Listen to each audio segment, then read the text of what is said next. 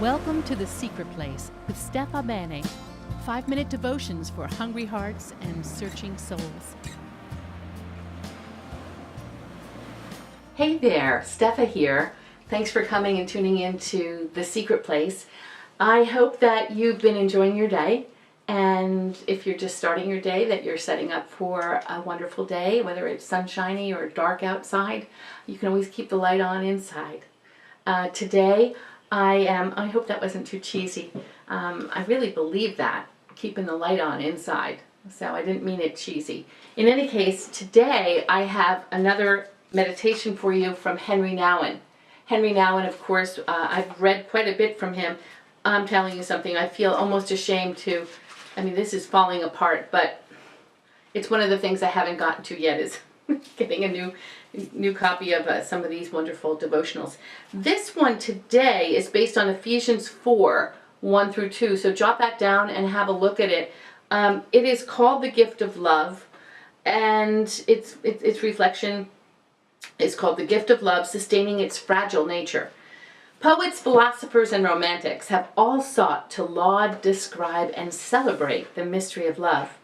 In religious systems, love is usually described in terms of obedience and self-giving to the deity, while in psychological terms, love has to do with caring relationships and a mutuality in which the boundaries of each person are respected. No matter which way we approach the subject of love, our descriptions will only be halting and inadequate. Nouwen seeks to emphasize the vulnerability of love. He writes, "In love, men and women take off all the forms of power, embracing each other in total disarmament. Love will always have a fragile character. It cannot be regulated or sustained by structures, by rules, or commitments. It can only be sustained by continuing acts of love, which are marked by gentleness, care, openness, and trust." Do you find that to be true, that love is very fragile? It's an interesting tension or dialectical tension there, because as fragile as love is, kind of like fine glass that you want to be very careful when you're washing it or putting it away, it's also probably the sturdiest and strongest thing in the whole universe.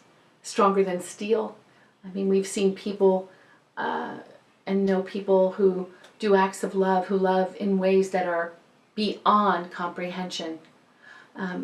So there's strength and sustainability in this fragility of love. It's ironic a little bit, and it's also oxymoronic. That's really what I wanted to say. Like, how could love be so fragile but also so strong? It's something to think about. I feel badly when I talk to someone whose relationship is falling apart, whether it's with friends or family, a husband or a wife, whose relationship is falling apart because, the relationships fall apart for many reasons, but when relationships fall apart because one or more parties don't think the love is strong enough, that it's too fragile, it should be stronger and it's too fragile. When there is a covenant and a commitment made to love in friendship, in parenthood, with brothers and sisters, with wives and husbands, very often the feelings of love start to fade away, and it feels more fragile when we stop doing acts of love. And so that's where I really resonate with Henry Nouwen. He talks about the acts of love that are marked by gentleness, care, openness, and trust. So no matter what stage you are in or I am in with any particular relationship that is at any degree of faltering or harm, we can begin again to do the acts of love. And the amazing thing about that is, as we do the acts of love, the feelings of love are strengthened. Now, if you're coming from a place of real hurt and devastation and you're right in the midst of it and it hasn't been healed yet, that last statement that I made is very hard to see. It's very hard to realize. It's very hard to believe. I can hear some of you may be saying now, yeah, but you don't know my situation. Yeah, I don't know every single situation, but I have had my own situations. And I know that walking in the acts of love, small things, small caring things, bring back, what was that song? Bring back the loving feeling. Was that the Righteous Brothers?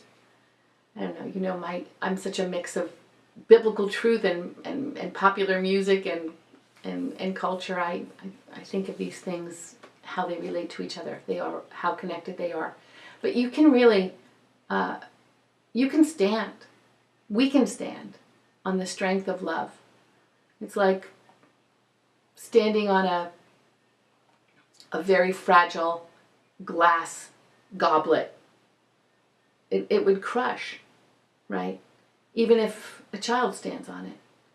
But if that goblet, if we are galvanized with love, that goblet won't break, no matter how fragile.